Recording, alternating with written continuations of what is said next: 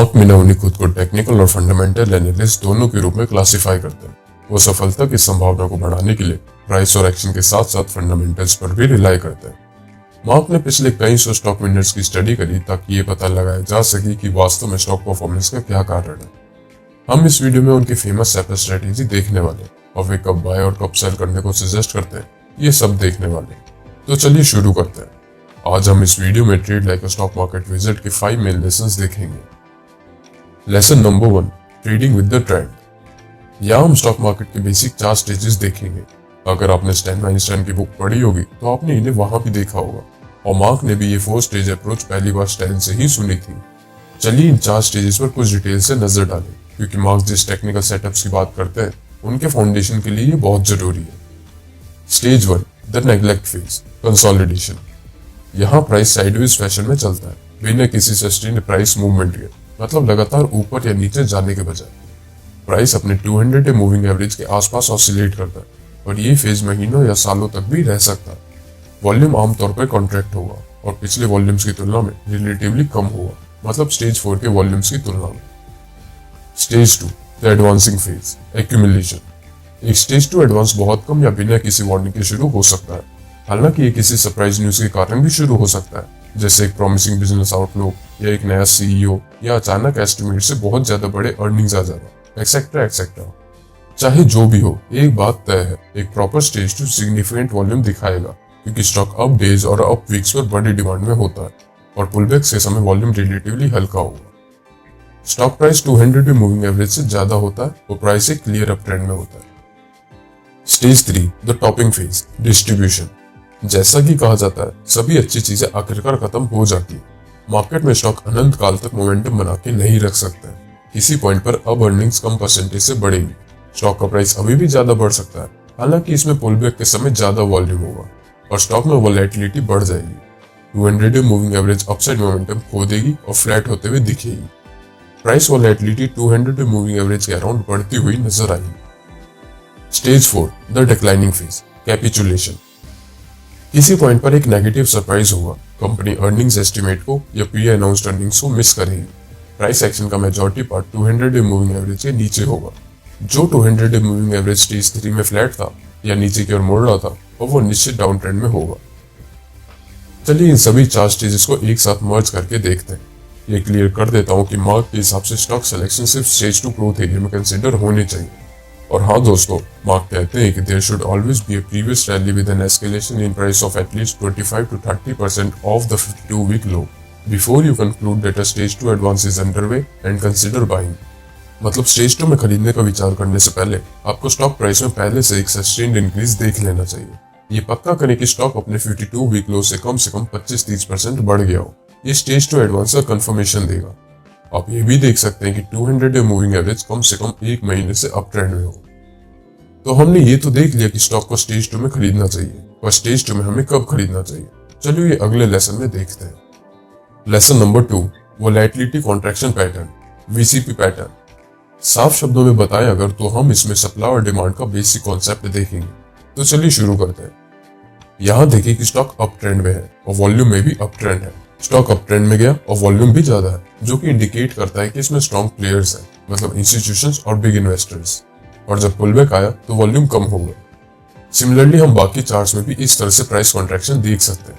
देखिए लेफ्ट से right side की तरफ प्राइस कॉन्ट्रैक्शन कम होते हुए दिख रहा है, और साथ में वॉल्यूम भी कॉन्ट्रैक्ट हो रहा है। और अगर आप ध्यान देंगे तो आप नोटिस करेंगे कि सब में अप ट्रेंड के वक्त ज्यादा वॉल्यूम है और डाउन ट्रेंड के समय कम वॉल्यूम, मतलब डिमांड ज्यादा है और सप्लाई कम। तो चलो अब वीसीपी पैटर्न का बेसिक देखते हैं। आप यहाँ पर एक कॉन्ट्रैक्शन देख सकते हैं। आप वॉल्यूम के कॉन्ट्रैक्शन को भी देखें, वो भी धीरे धीरे कम हो रही है। इसका मतलब है कि सप्लाई को स्क्वीज आउट किया जा रहा है, सप्लाई को धीरे धीरे कम किया जा रहा है। मार्क कहते हैं कि अगर स्टॉक को सही में इंस्टीट्यूशंस एक्यूमुलेट कर रहे हैं तो कॉन्ट्रैक्शंस लेफ्ट से राइट की तरफ छोटे होंगे, क्योंकि सप्लाई बड़े प्लेयर्स द्वारा एब्जॉर्ब की जा रही है। और यहाँ पर भी यही हो रहा है। वीक इन्वेस्टर्स और वीक होल्डर्स से स्टॉक अब स्ट्रॉन्ग इन्वेस्टर के पास चले गए हैं, जो स्टॉक को बेचने की इच्छुक नहीं होते, इसलिए मार्केट से सप्लाई खत्म हो रही है। और अगर यहाँ से ब्रेकआउट हुआ तो एक बहुत अच्छा राइज आएगा, क्योंकि अब स्टॉक को रेजिस्टेंस कम मिलेगा, क्योंकि सेलर्स बचे ही नहीं। और इसी पॉइंट को मार्क पाइवट पॉइंट कहते हैं, जहां वो खरीदने को सजेस्ट करते हैं। पाइवट पॉइंट पर वॉल्यूम एकदम कम होती है, जैसा कि आप यहाँ देख सकते हैं, और पाइवट पॉइंट पर ब्रेकआउट के दिन वॉल्यूम में सिग्निफिकेंटली इंक्रीज देखा जा सकता है। ब्रेकआउट पर जितना ज्यादा वॉल्यूम होगा उतना अच्छा। आप एक और एग्जांपल यहाँ देख सकते हैं। देखिए कि पाइवट पॉइंट पर ब्रेकआउट से पहले वॉल्यूम कितना कम है और ब्रेकआउट पर वॉल्यूम इतना ज्यादा। तो यही मार्क आपको अपना बाय ऑर्डर प्लेस करने की सलाह देते हैं।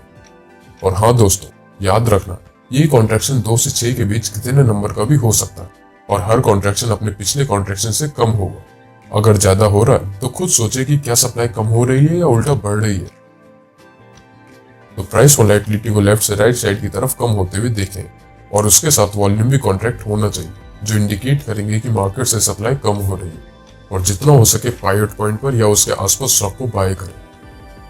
तो हमने अभी तक देख लिया कि हमें हमेशा स्टेज 2 में बाय करना चाहिए और वीसीपी पैटर्न के हिसाब से प्राइवेट पॉइंट हमारा बाय पॉइंट होगा। वैसे बुक में मार्क ने और भी पैटर्न्स दिए हैं, जैसे कप विद हैंडल पैटर्न, जो ओनिल अपने बुक में बताते हैं। आप कोई भी पैटर्न यूज कर सकते हैं, बस गोल ये है कि आपके पास जीतने की प्रोबेबिलिटी ज्यादा हो। चलिए अब अगले लेसन पर चलते हैं। Lesson number 3, specific entry point analysis, SEPA system. चलिए बुक में दिए गए सेपा सिस्टम को देखें। इसमें 5 की एलिमेंट्स हैं। First, the trend. Stock price एक डेफिनेट अप ट्रेंड में हो, जिसकी बात हम लेसन नंबर 1 में कर चुके हैं। हमेशा एक कंफर्म स्टेज 2 में स्टॉक खरीदें। 200 डे मूविंग एवरेज कम से कम 1 महीने से अप ट्रेंड में हो। ज्यादातर केसेस में मिनिमम 4-5 महीने अच्छा है और प्राइस अपने 52 वीक लो से कम 30% बढ़ गया हो। कई बेस्ट सिलेक्शंस अपने लॉन्ग टर्म एडवांस में घुसने से पहले ही अपने 52 वीक लो से 100%, 300% या उससे ज्यादा उठ चुके होंगे और स्टॉक प्राइस अपने 52 वीक हाई के 25% में हो। न्यू हाई के जितना क्लोज उतना बेहतर। Second, fundamentals. ज्यादातर super performance phases earnings, revenues और मार्जिन्स में इंप्रूवमेंट होने से प्रेरित होते हैं। ये आमतौर पर सुपर परफॉर्मेंस फेज की शुरुआत होने से पहले होता है। Third, a catalyst. एक हॉट सेलिंग प्रोडक्ट, एक नया सीईओ या एक नया कॉन्ट्रैक्ट, एक्सेट्रा एक्सेट्रा। हर सुपर परफॉर्मेंस स्टॉक के पीछे एक कैटलिस्ट होता है जो इंस्टीट्यूशनल इंटरेस्ट को खींचता है। Fourth, entry points. एक लो रिस्क बाय पॉइंट पर एंटर करें। एंट्री पॉइंट को टाइम करना बहुत इंपॉर्टेंट है। गलत समय पर एंटर करो और आप बेवजह ही ट्रेड से बाहर हो जाएंगे। इसे हम लेसन नंबर 2 में अच्छे से समझ चुके हैं। Fifth, exit points. Super performance characteristics दिखाने वाले हर स्टॉक लाभ नहीं देंगे। अगर आप अपने बाय सही रखते हैं तब भी कहीं काम नहीं करेंगे। इसलिए अपने अकाउंट को प्रोटेक्ट करने के लिए और लूजिंग पोजीशन से बाहर आ जाने के लिए स्टॉप लॉस पॉइंट जरूर लगाने चाहिए। इसके अलावा किसी पॉइंट पर आपको अपने प्रॉफिट्स रियलाइज करना चाहिए और स्टॉक को बेच देना चाहिए। आपने जितना प्रॉफिट बनाया है उसे बनाए रखने के लिए आपको सुपर परफॉर्मेंस फेज के अंत को पहचानना आना चाहिए। इसके ऊपर हम अगले लेसन में और अच्छे से बात करेंगे। तो यही थे वो सेपा स्ट्रेटेजी के 5 की एलिमेंट्स। इनको जरूर ध्यान में रखें। Lesson number 4, risk management, 4 contingency plans. देखो, ये सबको पता ही है कि स्टॉक मार्केट में रिस्क से बचा नहीं जा सकता। इस वक्त स्टॉक मार्केट में क्या होगा किसी को नहीं पता। स्टॉक मार्केट में कुछ भी हो सकता है क्योंकि उसको इन्फ्लुएंस करने वाले लाखों करोड़ों लोग हैं। तो मार्क कहते हैं कि आपका गोल रिस्क से बचना नहीं है, बल्कि रिस्क को मैनेज करना है, रिस्क को कम करना है और अपने लॉस और उसके होने की पॉसिबिलिटी पर सिग्निफिकेंट कंट्रोल रखना है। तो रिस्क को मैनेज करने के लिए ही मार्क हमें 4 बेसिक कंटिजेंसी प्लान्स बताते हैं, जो बताते हैं कि हमें हर पॉसिबिलिटी में क्या करना चाहिए। ये हमें हमारे लॉस, प्रॉफिट्स, फेस चेंज, इन सब के साथ कैसे डील करना चाहिए, ये सब बताते हैं। तो चलिए देखते हैं first point, the initial stop loss. Mark कहते हैं कि एक स्टॉक को खरीदने से पहले ही आपको मैक्सिमम स्टॉप लॉस तय कर लेना चाहिए। मतलब स्टॉक अगर लॉस में जाने लगता है तो किस प्राइस पर आप उस ट्रेड से एग्जिट कर देंगे, इसी ट्रेड में घुसने से पहले ही डिसाइड कर लें। मतलब आप एक ट्रेड पर मैक्सिमम कितना रिस्क लेंगे। वैसे ही हर ट्रेडर के अकॉर्डिंग अलग अलग हो सकता है, जिसको जितना रिस्क रखना हो, पर मार्क मैक्सिमम 10% लॉस से ज्यादा रखने को मना करते हैं और over a set of trades ये एवरेज 6-7% होना चाहिए। वैसे स्टॉप लॉस जितने कम पर रखा जाए उतना अच्छा, बस वो प्राइस के हर दिन के नॉर्मल फ्लक्चुएशन से ज्यादा ही होना चाहिए। मार्क कैपिंग लॉसेस की इंपॉर्टेंस पर जोर देते हैं। स्टॉक कितना ऊपर जाता है इस पर आपका कोई कंट्रोल नहीं है, लेकिन आप हर ट्रेड पर अपने लॉस को कंट्रोल रख सकते हैं। तो अपने रिस्क को हमेशा उस लेवल पर रखें जो आपके एवरेज गेन से कम हो। बल्कि मार्क का रूल ऑफ थंब है कि the amount of loss should be no more than half of the amount of average gains. मतलब मान लो कि ऑन एवरेज आपको विनिंग ट्रेड पर 15% गेन होता है, तो आपको अपने लॉस को मैक्सिमम 7.5% पर रखना चाहिए। पर इसका मतलब ये नहीं है कि अगर आपका एवरेज गेन 30% है तो आप 15% का रिस्क लें। पहला रूल वही है कि कभी अपने लॉस को 10% से ज्यादा ना होने दें। Second, the re entry.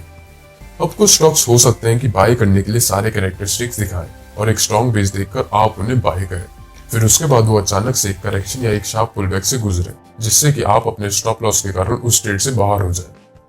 हालांकि एक स्ट्रॉन्ग फंडामेंटली स्टॉक ऐसे करेक्शन या शार्प पुलबैक के बाद रीसेट भी हो सकता है, एक नया बेस या एक नया प्रॉपर सेटअप बना सकता है, और अक्सर ये सेकंड सेटअप फर्स्ट वाले से ज्यादा स्ट्रॉन्ग होता है, क्योंकि इसके बनने में वीक होल्डर्स का बैच बाहर हो जाता है। और अब अगर वो हाई वॉल्यूम के साथ सेकंड बेस से ब्रेकआउट करता है, तब वो सही में बहुत ऊपर उठ सकता है, और आपको तब री एंट्री का विचार करना चाहिए। पर अब इसका मतलब ये नहीं है कि अगर कोई स्टॉक लॉस में जाने लगता है तो आप ये एज्यूम कर ले कि ये रीसेट होगा। आपको हमेशा अपने लॉस को कट करना चाहिए। हालांकि अगर वो स्टॉक आपको ट्रेड से बाहर निकाल देता है, तो आप ऐसा भी मत सोचिए कि अब आगे के लिए आप उसको नहीं खरीदेंगे। अगर स्टॉक अभी भी पोटेंशियल विनर बनने के सभी कैरेक्टरिस्टिक्स रखता है, तो एक री एंट्री पॉइंट देखें और एक सही समय पर उसे फिर खरीदें। मार्क साफ कहते हैं कि ये लॉन्ग टर्म रिजल्ट है जो मायने रखता है। सम ऑफ द बेस्ट स्टॉक्स उनके वो थे जो उनको पहले कई बार स्टॉप आउट कर चुके थे और उसके बाद रीसेट हुए थे। Third, selling at a profit. Mark का यह भी कहना है कि जब स्टॉक इनिशियल रिस्क से 2 या 3 गुना बढ़ जाता है, तब स्टॉक को ऊपर ले जाया जाना चाहिए और प्रॉफिट को लॉक किया जाना चाहिए। मतलब जैसे आपका स्टॉप लॉस 7% पर सेट है और आपको 20% का गेन हुआ, तो आपको अपने गेन्स को प्रोटेक्ट करना चाहिए और अपने स्टॉप को रेज करना चाहिए। मार्क कहते हैं कि सबसे पहले आप ये तय करें कि आप किस पॉइंट पर अपने लॉस को कट करेंगे अगर ट्रेड आपके अगेंस्ट में मूव हुआ। फिर जैसे जैसे स्टॉक बढ़े, आपकी प्रायोरिटी आपके ब्रेक इवन प्राइस को प्रोटेक्ट करना बन जाएगी। मतलब अपने स्टॉक को बाय प्राइस पर रेज कर दें। और फिर अगर आप एक अच्छे गेन के लिए भाग्यशाली रहे, तो आपको फिर अपने प्रॉफिट्स को प्रोटेक्ट करने के लिए स्टॉक को रेज करना चाहिए। अब यकीनन मार्क स्टॉक को आसपास के सपोर्ट लेवल पर या जहां प्राइस 200 डे मूविंग एवरेज को तोड़ सकती थी, वहां उस लेवल पर रेज करने को सजेस्ट करते हैं। उसे प्राइस के बढ़ने के हिसाब से ऑब्जेक्टिवली रेज करें, और ये तब तक करते रहें जब तक आपको ट्रेंड के चेंज होने के साइन ना दिखाई दे। जैसा कि हमने पहले डिस्कस किया था, ट्रेंड डायरेक्शन में चेंज होने को टॉपिंग कहते हैं, और ये एक बड़े प्राइस ड्रॉप से देखा जा सकता है जो 200 डे मूविंग एवरेज से नीचे बंद होता है। मार्क कहते हैं कि if your stock experiences its largest daily और weekly price decline since the beginning of a stage two advance, this is almost always an outright sell signal. अगर आपके स्टॉक ने पहले ही आपको ट्रेड से ना निकाल दिया होगा, तब आप निश्चित रूप से यहां ट्रेड से एग्जिट करना चाहिए। Fourth, the disaster plan. Disaster plan उन इश्यूज से डील करता है, जैसे अगर इंटरनेट कनेक्शन डाउन हो गया तब आप क्या करेंगे, या अगर लाइट चली गई तब आप क्या करेंगे। क्या आपके पास बैकअप सिस्टम है? अगर आपको पता चले कि कल जो आपने स्टॉक खरीदा आज वो किसी कारण एक बहुत बड़े गैप डाउन से ओपन हुआ, तब आप क्या करेंगे। इन्हीं सब इश्यूज के लिए मार्क डिजास्टर प्लान की कहते हैं।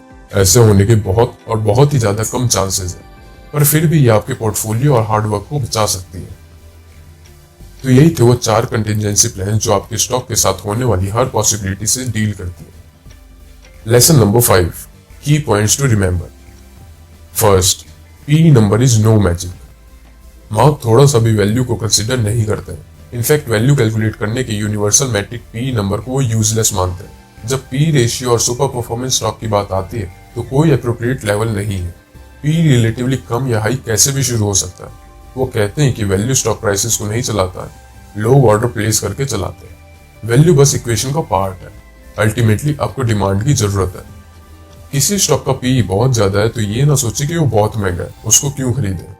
मार्क कहते हैं कि अगर आप एक हाई परफॉर्मेंस कार जैसे एक फरारी खरीदना चाहते हैं, तो आपको एक प्रीमियम प्राइस भी देना होगा। यही सेम चीज एक हाई परफॉर्मेंस स्टॉक के लिए भी है।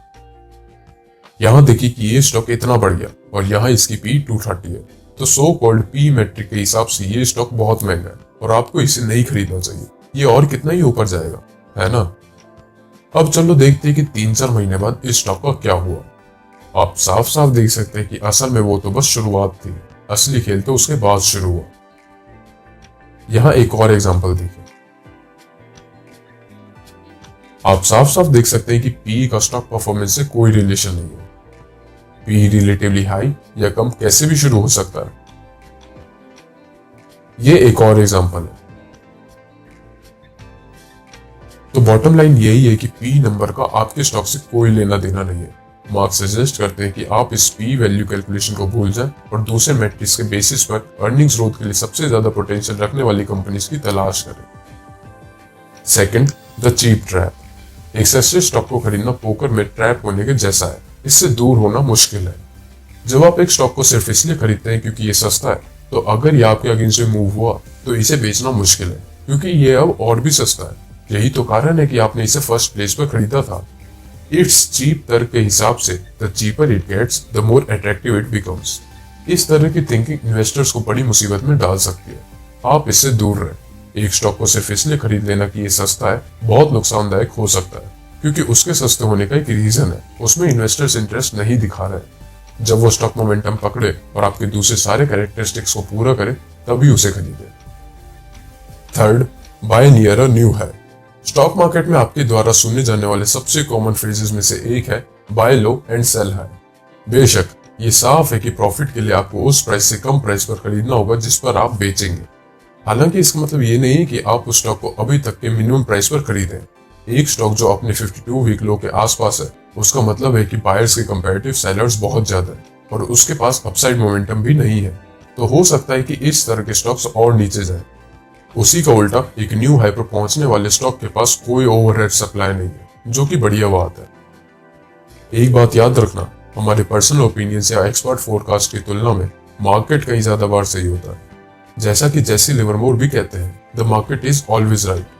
सीधे शब्दों में कहें तो मार्केट के फ्लो के साथ चलना कहीं ज्यादा प्रॉफिटेबल है उल्टे रास्ते पर चलने की कोशिश करने के बजाय। एक फ्रेश बुल मार्केट के अर्ली स्टेजेस के दौरान एक नया 52 वीक हाई बनाने वाला स्टॉक अपने इनिशियल स्टेजेस में शानदार परफॉर्म कर सकता है। चलिए कुछ एग्जांपल्स देखते हैं। आप साफ साफ देख सकते हैं कि रियल एक्साइटमेंट तो शुरू भी नहीं हुई थी जब स्टॉक्स ऑल टाइम हाईस को हिट कर रहे थे। एक स्टॉक जब यहां अपने पहले नए ऑल टाइम हाई पर आया, उसके बाद स्टॉक और कितना ज्यादा बढ़ गया। एक और एग्जांपल ये देखें, स्टॉक अपने ऑल टाइम हाई पर पहुंचने के बाद भी और इतना बढ़ा। तो इन सब एग्जांपल से आप समझ ही गए होंगे कि क्यों मार्क स्टॉक को उसके न्यू हाई के पास खरीदने को सजेस्ट करते हैं। Fourth, portfolio size. मार्क का सजेशन है कि आपके रिस्क टॉलरेंस के बेसिस पर आपके पास आमतौर पर 4 से 6 स्टॉक के बीच होने चाहिए और बड़े पोर्टफोलियो के लिए शायद 10 या 12 तक। ये सफिशिएंट डाइवर्सिफिकेशन प्रोवाइड करेगा। अगर आप कई पोजीशंस को होल्ड रखते हैं तो कैश रेज करना मुश्किल होगा और साथ ही साथ मार्केट के आपके अगेंस्ट मूव होने पर उससे जल्दी निकलना भी कठिन होगा। वो कहते हैं कि 4-5-6 स्टॉक्स को ट्रैक करना बहुत आसान है बजाय 15-20 स्टॉक के। मार्क इसलिए बहुत ज्यादा डाइवर्सिफिकेशन करने को मना करते हैं और कहते हैं सुपर परफॉर्मेंस आमतौर पर एक ओवरली डाइवर्सिफाइड पोर्टफोलियो से अचीव नहीं होगा। Fifth, make a commitment to an approach. Stock market में सक्सेसफुल होने के लिए आपको मैथ्स या फिजिक्स में पीएचडी की जरूरत नहीं है, बस राइट नॉलेज, एक अच्छा वर्क एथिक और डिसिप्लिन की जरूरत है। मार्क कहते हैं कि सैपा मेथोडोलॉजी को सालों की सर्चिंग, टेस्टिंग और ड्राइंग बोर्ड पर बार बार जाकर बनाया गया था ताकि ये पता लगाया जा सके कि असल में क्या काम करता है। ये टाइम टेस्टेड और रियल वर्ल्ड में रियल रिजल्ट्स के साथ इफेक्टिव प्रूव हुआ है। आप भी अपने खुद के ट्रायल एंड एरर पीरियड से गुजरेंगे। स्टॉक मार्केट में कई अलग अलग अप्रोच कॉन्सेप्ट देखेंगे और ट्राई करेंगे, चाहे वो वैल्यू हो, ग्रोथ हो, फंडामेंटल, टेक्निकल या कोई कॉम्बिनेशन, सब देखेंगे। आखिरी में सफल होने के लिए आपको एक ऐसे अप्रोच पर सेटल होना होगा जो आपके समझ में है। सबसे जरूरी, आपको उस मेथोडोलॉजी और उसका एग्जीक्यूशन के बारे में अपनी समझ को पूरी तरह से परफेक्ट करने के लिए कमिट होना होगा। तो यही थे हमारे हिसाब से बुक के कुछ मेन लेसन्स। तो दोस्तों, आपको ये वीडियो कैसी लगी हमें कमेंट करके जरूर बताएं और अगर आपको ये वीडियो पसंद आई तो इसे लाइक करें और शेयर करें। हमारे चैनल को सब्सक्राइब करें। देखने के लिए धन्यवाद।